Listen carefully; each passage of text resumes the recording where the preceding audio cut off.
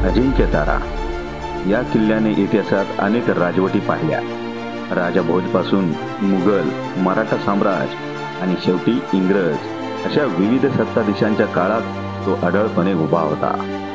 साक्षात महाराष्ट्राचे दैवत छत्रपती शिवाजी महाराज यांना आजारपणात ज्वरापासून वाचवण्याचे कार्य या किल्ल्याने अनुभवले। मुघलांचे अनेक हल्ले त्याने झेलले आणि त्यांच्याशी लढणाऱ्या रक्षणकर्त्या महाराणी ताराबाई साहेब यांच्यासोबत खंबीरपणे उभा राहिला। मराठा साम्राज्याचे रक्षण करण्यात त्याचा मोलाचा वाटा राहिला। चला तर मग अशा गौरवशाली इतिहास लाभलेल्या किल्ल्याला भेट देऊया।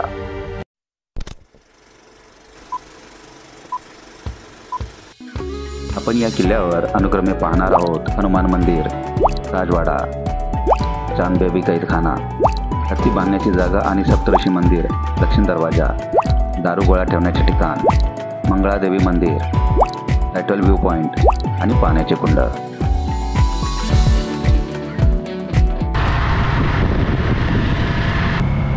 सातारा बस स्थानकावरून 4 किलोमीटर अंतरावर असलेल्या अजिंक्यताऱ्यासाठी मी रिक्षा पकडली। गडाकडे जाणारा रस्ता फारच उत्तम आहे। 4 व्हीलर किंवा 2 व्हीलर कोणतेही वाहन गडाच्या मुख्य दरवाजापर्यंत सहज पोहोचते। बसची व्यवस्था नसल्यामुळे मी प्रायव्हेट रिक्षा रिटर्नच्या अटीवर 500 रुपये देऊन गडाकडे निघालो।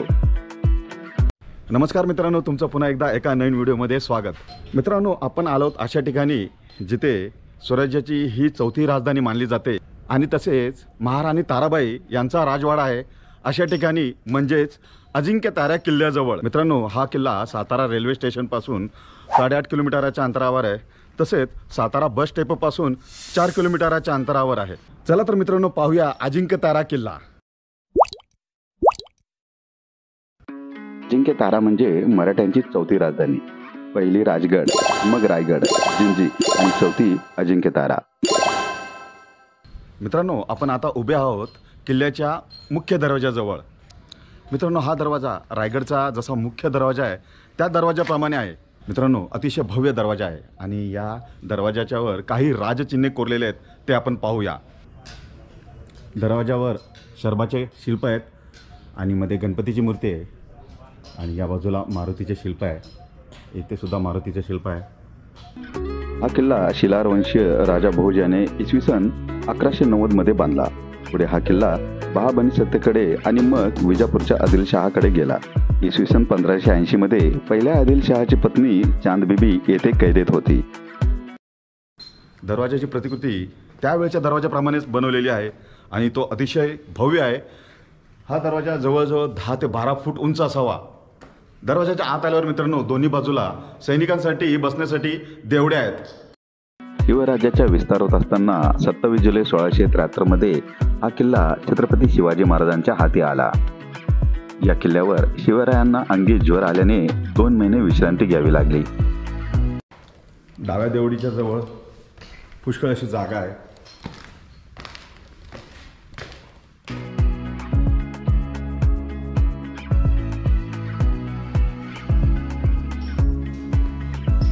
इथे श्री छत्रपती शिवाजी महाराजांची मूर्ती आहे।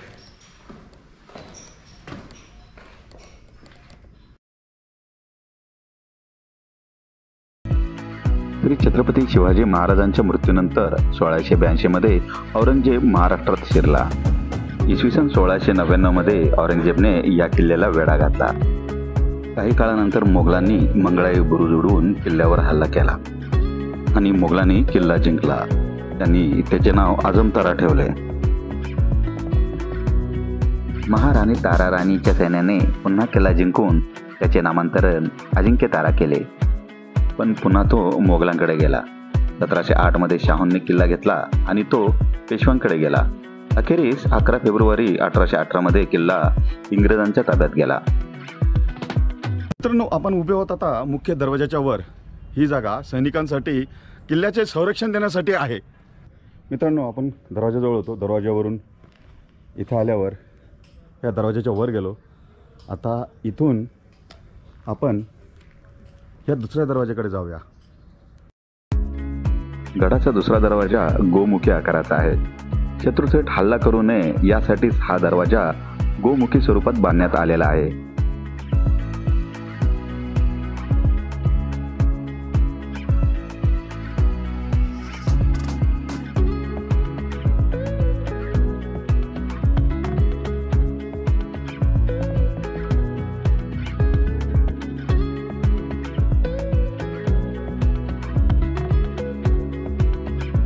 मित्रांनो, हा गडाचा दुसरा दरवाजा आणि या दुसऱ्या दरवाजाच्या वर या दोन्ही बाजूला दरवाजा अडकवण्यासाठी मोठमोठे दगड आहेत आणि त्याला छोटे होल आहेत आणि दरवाजाचा कडी लावण्यासाठी हे होल आहे तिथे. या बाजूला सुद्धा होल आहेत.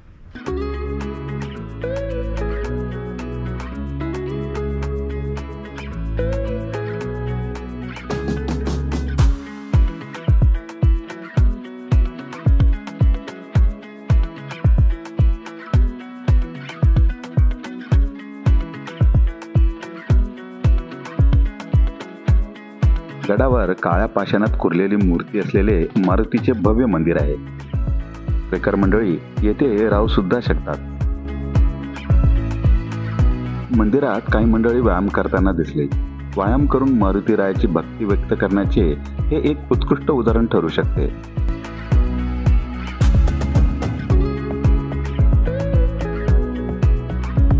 मारुती मंदिरासमोर शंकराचे छोटे मंदिर सुद्धा आहे. मित्रांनो, इथं आकाशवाणी केंद्र आहे.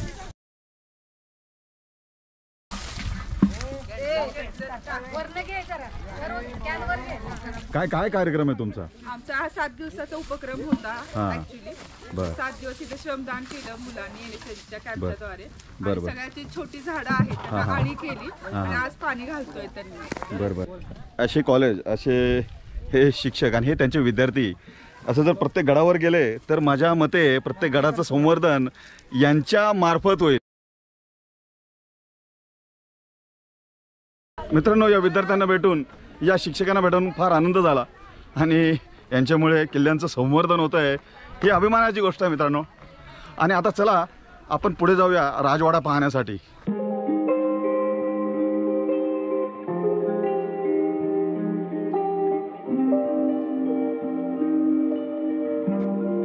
आपण आलावत आता महाराणी ताराबाई साहेबांच्या वाड्यासमोर.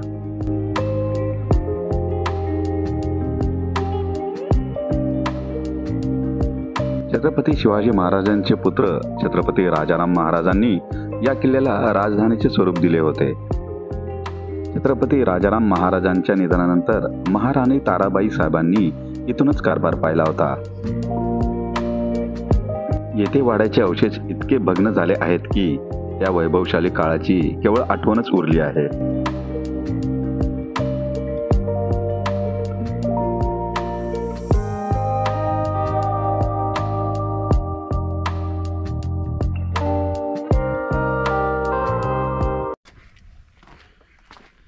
मित्रांनो, आपण आता राजवाड्यात आहोत. जवळजवळ 800-900 पूर्वीचं हे बांधकाम आता एकदम डगमळल्या अवस्थेत आहे. मित्रांनो, हा राजवाडा बहुतेक 2 ते 3 मजल्याचा असावा आणि यावर एक मजला असावा. हे वरच्या मजल्याचे हे अवशेष आहेत.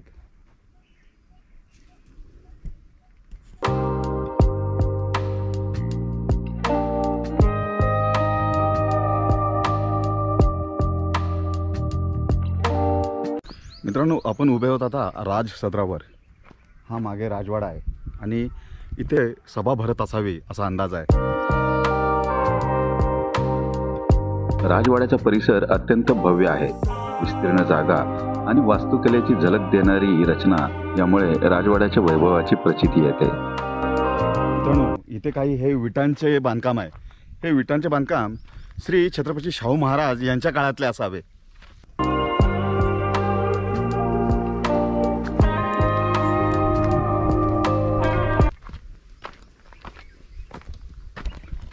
मित्रांनो, राजवाड्याचा हा एक दरवाजा आहे. आपण त्या बाजूने आत गेलो होतो, त्या बाजूला गेलो, तिथे सदर पाहिलं आणि आता ह्या दरवाजातून आपण बाहेर आलोय. समोर असलेली बैठी रचना ब्रिटिश काळात पाव तयार करण्यासाठी वापरली जात असावी असा अंदाज आहे.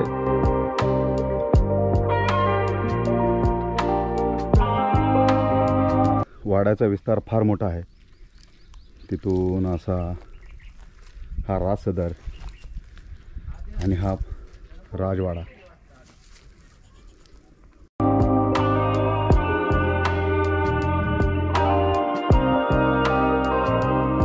मित्रांनो, राजवाड्याच्या तिन्ही बाजूला अशी काही कडी लावलेली आहेत. या कड्यांना घोडे बांधले जात असावे असा अंदाज आहे. मित्रांनो, राजवाड्याच्याच डाव्या हाताला हे टाकसाळ आहे. ही टाकसाळची इमारत आहे, ती पाहूया.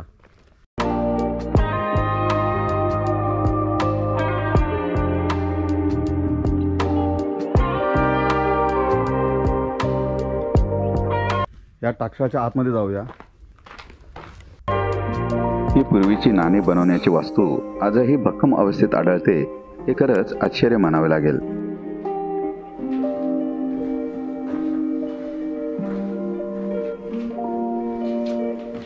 मित्रांनो, शिवकाळात नाणी वापरली जात असे आणि नाणी बनवण्याचे ठिकाण हे अजिंक्यतारा किल्ल्यावर होत असे. आणि त्या काळी जिथे नाणे बनवले जात होते त्या नाण्यांच्या टाकसाळात, त्या वास्तूत आपण उभे आहोत.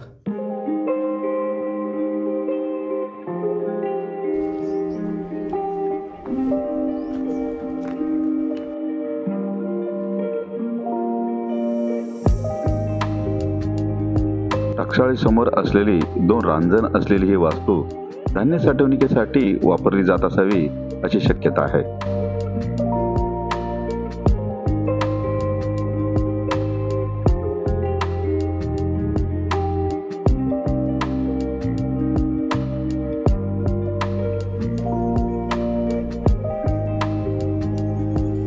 इथे दगडातून साकारलेले काही दगडी देवही पाहायला मिळतात.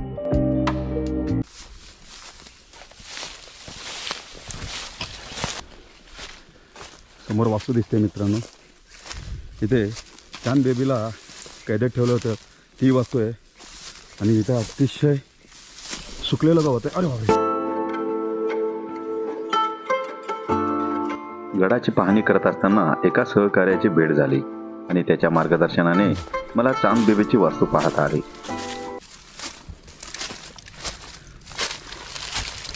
इथे सुकलेलं गवत आहे मित्रांनो. आणि इथून अडचणीतून आपण चाललोय. अरे बापरे, काटे! ओ ओ, भयानक काटे, असे काटे लागलेत अंगाला.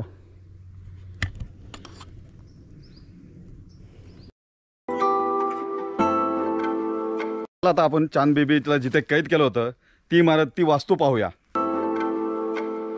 चांद बेबी ही 16व्या शतकातील एक शूर, बुद्धिमान आणि मुत्सद्दी स्त्री होती. ती बिजापूरच्या आदिलशाही घराण्यातील होती. तिला अहमदनगरच्या निजामशाही राजाची राणी म्हणून ओळखले जात असे. मुघल सम्राट अकबराने अहमदनगरवर चाल केली असता चांद बेबीने धैर्याने किल्ल्याचे नेतृत्व करून मुघलांना रोखले. तिचं शौर्य, मुत्सद्दीगिरी आणि बलिदान आजही प्रेरणादायक मानलं जातं. चांद बेबीला अजिंक्यतारा किल्ल्यावर नजर कैदेत ठेवण्यात आल्याची माहिती स्थानिक आख्यायिकांमधून मिळते. तिच्या राजकीय प्रभावामुळे आणि तत्कालीन सत्ता संघर्षामुळे तिला दूर ठेवण्यासाठी हा सुरक्षित किल्ला निवडला असावा असा तर्क मांडला जातो. मात्र यासंबंधी ठोस ऐतिहासिक पुरावे उपलब्ध नाहीत. सदरची वास्तू अजूनही बऱ्यापैकी चांगल्या अवस्थेत आहे. मित्रांनो, या वास्तूच्याच बाजूला हे इथं तळ आहे, पण ते आता सुकलेलं आहे, सुकलेल्या अवस्थेत आहे. मित्रांनो, ही एक वास्तू आली आहे आणि इथे बहुतेक हत्ती ठेवत असत, हत्तीला बांधून ठेवत असत असा अंदाज आहे.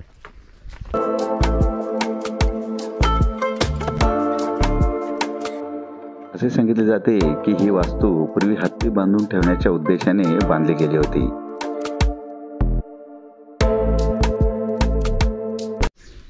आणि या वास्तूच्याच बाजूला तिथे सप्तऋषी मंदिर आहे, तिथे जाऊया.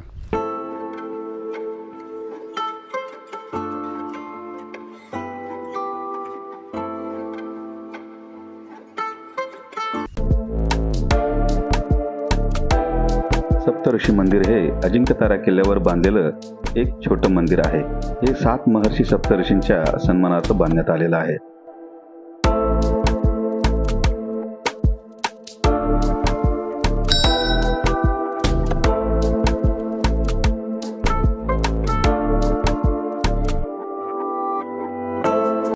किल्ल्यावरचं हे अतिशय पुरातन मंदिर आहे आणि ह्या मंदिराचं नाव आहे सप्तऋषी.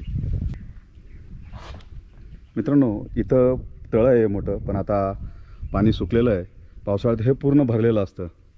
मित्रांनो, वर ऊन आहे आणि आपण किल्ल्यावर या बाजूला एकटेच आहोत. आपण चाललो आहोत आता दक्षिण दरवाजाजवळ. आणि दरवाजा जवळ दिसतोय.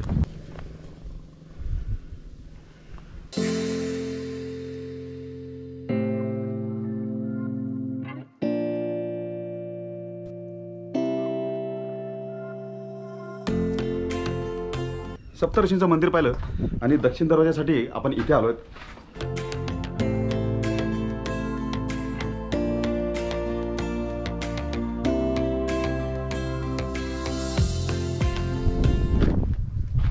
आणि तिथे दुसरा दरवाजा आहे. गडावर दक्षिण बाजूस 2 दरवाजे आहेत. हे दोन्ही दरवाजे रणनीतिकरित्या बांधलेले आहेत. म्हणजे थेट आक्रमण टाळण्यासाठी दोन्ही दरवाजाच्या मध्ये वळणदार रचना असलेली वाट आहे.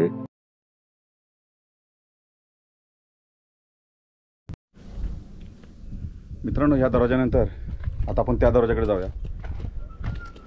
पायऱ्या आहेत, जायला चांगली व्यवस्था आहे. मित्रांनो, दक्षिण दरवाजाकडून आता आपण त्या दुसऱ्या दरवाजाकडे चालू आहे. थोडं खाली उतरायला लागतं आहे. आणि इथं असा हा मोठा कातळ आहे आणि कातळाच्याच बाजूला हा दरवाजा आहे. आणि दरवाजा अतिशय उंच आहे. इथे देवडी आहे.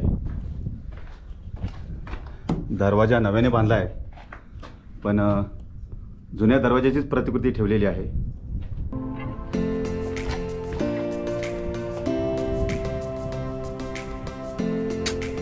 मित्रांनो, हा भव्य असा कातळ आहे.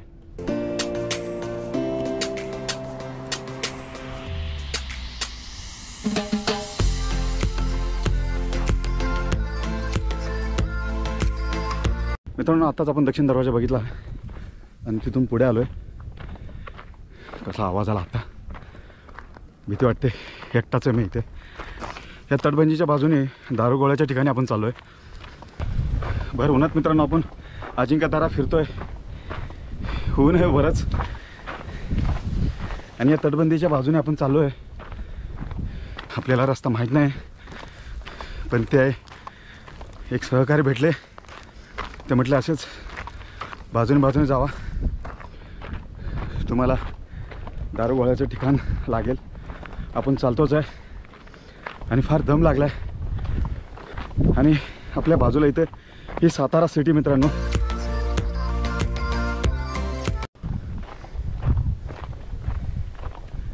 गवतं उन्हामुळे पूर्ण सुकलेली आहेत. लाल तपकिरी कलर गवताना आला आहे आणि ताण लागली आहे. त्या दरवाजापासून पुढे मित्रांनो जवळजवळ 1 किलोमीटर आपण चालत आलो आहे. इथं तटबंदी लागली आपल्या उजव्या हाताला.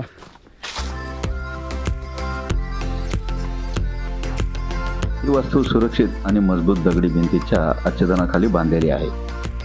या वास्तूचा उपयोग प्राचीन काळात युद्धासाठी लागणारा बारूद, तोफांचे गोळे आणि शस्त्रसामुग्री सुरक्षित ठेवण्यासाठी केला जात असे. ही वास्तू सामान्यतः किल्ल्याच्या खोल भागात किंवा भिंतीच्या आड लपवलेली असते, जेणेकरून शत्रूच्या आगीपासून किंवा आक्रमणापासून संरक्षण मिळते. गडावरील हे मंगळादेवीचे मंदिर आकाराने मोठे असून मंदिरात काही विरगळा शौर्यस्तंभ सुद्धा ठेवलेले आहेत. या मंदिराची ऐतिहासिक नोंद कुठे स्पष्टपणे आढळत नाही, मात्र अनेक गडकिल्ल्यांवर देवीचे मंदिरं आढळतात. ही त्या काळी सैनिकांची श्रद्धास्थान म्हणून ओळखली जात होती.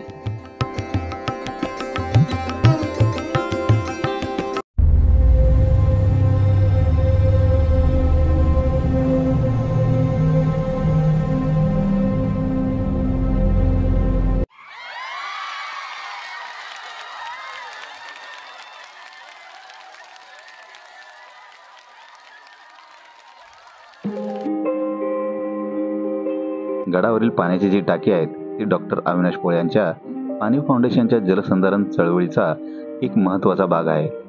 गडाचं जतन करणे ही केवळ सरकारी जबाबदारी नसून ती प्रत्येक नागरिकाची जबाबदारी आहे, हे त्यांनी आपल्या कृतीतून सिद्ध करून दाखवलं आहे. आणि हा रस्ता तसाच पुढे मंदिराकडे गेला.